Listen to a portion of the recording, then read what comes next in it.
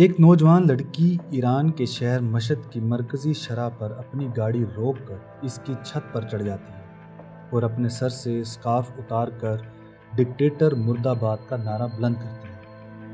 اس کے پیچھے پیچھے گاڑیاں رکنا شروع ہو جاتی ہیں اور ان میں سے کئی اور لوگ بھی اس کی حمایت میں نکلنے لگتے ہیں اور اس لڑکی کی ہم آواز ہو جاتے ہیں۔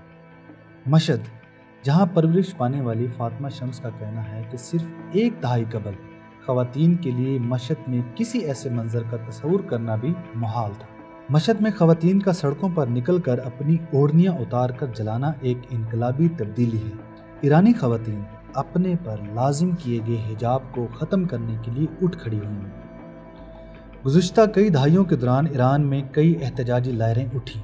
ان میں سے زیادہ تر نے معاشی مشکلات اور بحرانوں سے جنم لیا تھا، لیکن موجودہ لہر ایران میں مذہب کی بنیاد پر قائم کی گئی حکومت کی ایک علامت یعنی حجاب کی پابندی کے خلاف اٹھی ہے۔ ایران میں خواتین پر گھر سے باہر نکلتے ہوئے سر کو حجاب سے ڈھانپ لینا لازمی ہے، جس میں اس کے سر کے تمام بال چھپے ہونا ضروری ہیں۔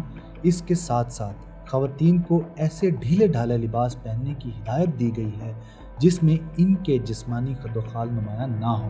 لیکن ایران میں خاص طور پر کئی بڑے شہروں میں جہاں نوجوان نسل سے تعلق رکھنے والی خواتین اپنی مرضی سے ڈھیلا ڈھالا اسکارف جس سے پوری طرح سے سر ڈھکا نہیں ہوتا اور لباس میں بھی کوئی نہ کوئی رعایت نکال لیتی ہیں، جس کی وجہ سے ایران میں پابندی کا نفاذ کرنے والے اور ان خواتین کے درمیان آنکھ مچولی کا کھیل جاری رہتا ہے۔ اس بار اس کھیل نے ایک المیہ کو جنم دیا جب نامناسب حجاب کی بنیاد پر ایران میں لباس، سماجی طرز عمل سے متعلق حکومتی قواعد کو نافذ کرنے والی ایران کی اخلاقی پولیس گشت ارشاد کی حراست میں 22 سالہ مہیسا امینی کی موت واقع ہو گئی۔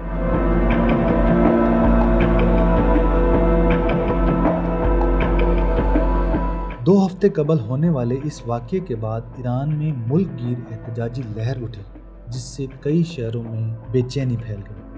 ان مظاہرین میں طلبہ، متوسط طبقے سے تعلق رکھنے والے پیشہ ور افراد اور مزدور طبقہ پیشہ بھی شامل تھے۔ ایران کے سرکاری میڈیا کے مطابق احتجاج کے دوران کم و بیش 41 مظاہرین اور پولیس اہلکار ہلاک ہو چکے ہیں۔ خبر رساں ادارے AP کے مطابق 13 مظاہرین ہلاک ہو چکے ہیں جبکہ 1400 مظاہرین گرفتار ہو چکے ہیں۔ تہران سے تعلق رکھنے والی ایک خاتون کے مطابق گزشتہ ہفتے کے دوران سیکیورٹی فورسز کی جانب سے طاقت کے استعمال کی وجہ سے مظاہرین کی تعداد میں مسلسل کمی آ رہی ہے۔ نام نہ ظاہر کرنے کی شرط پر خاتون نے کہا کہ مظاہرین 4-4، 5-5 افراد کی ٹولیوں کو جہاں جگہ ملتی ہے احتجاج شروع کر دیتے ہیں۔ اس کے بعد سیکیورٹی فورسز ان کا تعاقب کرتے ہیں اور انہیں حراست میں لے لیتے ہیں۔ اس بار ہونے والا احتجاج ماضی سے مختلف ہے کیونکہ اس میں مرکزی کردار خواتین ادا کر رہی ہیں، جس کے مرد اس کی تائید اور حمایت میں ان کے پیچھے نکل رہے ہیں۔ ان کا کہنا ہے کہ گزشتہ 13 برس کے دوران جتنی بھی احتجاجی تحریکیں اٹھی ہیں انہیں طاقت کے زور پر دبا دیا گیا۔ ان تحریکوں میں ایران کی قدامت پسند طبقات ہی اس حکومت کی اصل قوت ثابت ہوئی ہے۔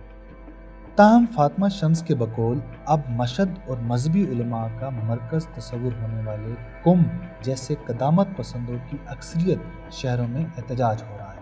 ایران کی تاریخ کے اتار چڑھاؤ۔ یہ پہلا موقع نہیں کہ ایران کسی احتجاجی تحریک کی لپیٹ میں ہے۔ اس ملک کی حالیہ تاریخ ایسے کئی اتار چڑھاؤ دیکھ چکی ہے۔ ایران میں 1979 کے انقلاب سے قبل ہوش سنبھالنے والی نسل نے یہاں لباس سے متعلق انتخاب کے لیے آزادی کا دور دیکھا ہے۔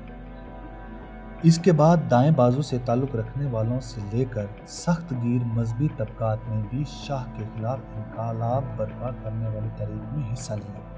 تاہم جب شاہ کی حکومت ختم ہوئی تو آیت اللہ روح اللہ خمینی اور ان کی پیروی کرنے والوں اس تبدیلی کے بعد پیدا ہونے والے خلا میں اپنی جگہ بنائی اور اقتدار اپنے قابو میں کر لیا، جس کے بعد انہوں نے یہاں ایک خالص مذہبی تصور کی بنیاد پر حکومت قائم کر دی۔ حکومت کے قیام کے بعد 7 مارچ 1979 میں آیت اللہ خمینی نے ایران میں خواتین کے لیے حجاب پہننا لازمی قرار دے دیا۔ اتفاق سے اس سے اگلے ہی دن خواتین کا عالمی دن تھا۔ اس روز ہزاروں خواتین تہران سمیت ایران کے مختلف شہروں میں سڑکوں پر نکلی۔ اس احتجاج کا حصہ رہنے والی خواتین کا کہنا ہے کہ اس احتجاج کا محرک صرف حجاب کا مسئلہ نہیں تھا، کیونکہ ہمیں معلوم تھا کہ آئندہ کیا ہونے والا ہے، اب عورتوں سے ان کے حقوق لے لیے جائیں گے۔ ان کا کہنا تھا کہ جو کچھ آج آپ دیکھ رہے ہیں اس کا آغاز ابھی نہیں ہوا۔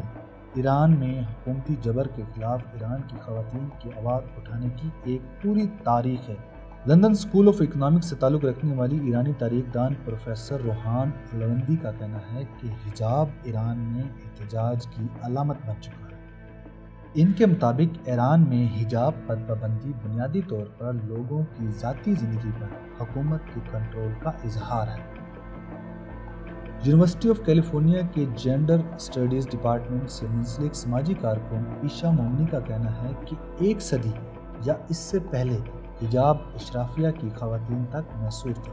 دیہی علاقوں میں کام کرنے والی خواتین کے لیے حجاب پہننا آسان نہیں تھا۔ وہ سر پر روایتی رومال رکھا کرتی تھیں۔ یہ مذہب کے بجائے کلچر کا حصہ تھا۔ ان کا کہنا تھا کہ 19ویں صدی کے اواخر سے خواتین احتجاجی مظاہروں کی اولین یا مرکزی صفوں میں شامل رہیں۔ 1905 میں ایران میں کئی خواتین نے اپنے حقوق کے لیے کمیٹیاں تشکیل دیں۔ اس کے بعد ایران کے بادشاہ رضا شاہ پہلوی نے 1936 میں کشف حجاب کے نام سے ایک فرمان جاری کیا تھا، جس کے تحت خواتین کی چادر اور سکارف پہننے پر پابندی عائد کر دی گئی تھی۔ رضا شاہ پہلوی کا یہ فرمان ایران کے معاشرے کو جدت اور مغربی طرز کے مطابق ڈھالنے کے لیے ان کے اقدامات کا حصہ تھا۔ لیکن ایران میں مذہبی اور روایتی طبقے سے تعلق رکھنے والی خواتین نے اس شاہی فرمان پر شدید رد عمل دیا۔ پابندی کے باوجود کئی خواتین حجاب اوڑھتی رہیں اور ان کے خلاف بھی حکومت کارروائی کرتی رہی۔ تاہم 1941 میں سوویت یونین اور برطانیہ نے دوسری عالمی جنگ میں شاہ ایران کی جرمنی کی حمایت کرنے کے خدشے کے پیش نظر ایران پر حملہ کر کے انہیں معزول کر دیا۔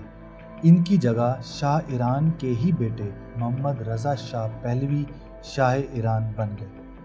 رضا شاہ پہلوی کی حکومت میں آنے کے بعد روایت پسند حلقوں نے حجاب کو لازمی قرار دینے کی کوشش کی، لیکن انہیں ناکامی ہوئی۔ شاہ نے اپنے والد کے طرز پر مغربی رہن سہن کو فروغ دینے کی پالیسی جاری رکھی۔ اس کے بعد جب انقلاب کا دور آیا تو ایران کا عمومی ماحول یہ تھا کہ ایک ہی خاندان کی خواتین میں سے بعض حجاب پہنتی اور بعض اس کی پابندی نہیں کرتی۔ وقت کے ساتھ ساتھ خواتین پر اپنے لباس اور سر ڈھانپنے سے متعلق پابندیوں کا نفاذ شروع ہوا اور اس میں سختی بھی آنے لگی۔ ابتدا میں حجاب کے لیے آیت اللہ خمینی کی تاکید اور تائید کو بنیاد بنا کر ان کے حامیوں نے حجاب نہ پہننے والی خواتین کو زد و کوب کرنا شروع کیا۔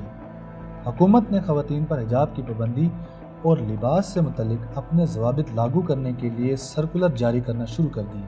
1983 میں اس سلسلے میں باقاعدہ قانون بنا دیا گیا۔ اس قانون کے تحت حجاب نہ پہننے پر 74 کوڑوں کی سزا مقرر کی گئی۔ بعد کے برسوں میں اس پابندی پر عمل درآمد کے لیے گشت ارشاد کے نام سے باقاعدہ ایک اخلاقی پالیسی بھی متعارف کروا دی گئی۔ ایران میں بڑھتی ہوئی معاشی پابندی کی وجہ سے احتجاج کی کئی تحریکیں سامنے آ چکی ہیں اور اسی وجہ سے ایران کی قیادت بھی زیادہ سخت گیر ہوتی جا رہی ہے۔ لیکن پہلے ہی امتیازی سلوک کا سامنا کرنے والی کرد کمیونٹی سے تعلق رکھنے والی مہیسا امینی کی پولیس تشدد سے موت نے ایران میں احتجاج کے لیے ایک نئے سلسلے کو جنم دیا ہے۔ فاطمہ شمسی کا کہنا ہے کہ اس حالیہ تاریخ نے ایران کی مذہبی حکومت کو خطرے سے دوچار کر دیا ہے۔ اگر یہ حکومت اپنی بقا چاہتی ہے تو اسے حجاب کی پابندی ختم کرنا ہوگی، جس کا مطلب یہ ہے کہ اسے اپنی سیاسی فکر میں تبدیلی لانا ہوگی۔ البتہ اس وقت حکومت اپنے سیاسی نظریات میں کسی تبدیلی کے لیے تیار نہیں ہے۔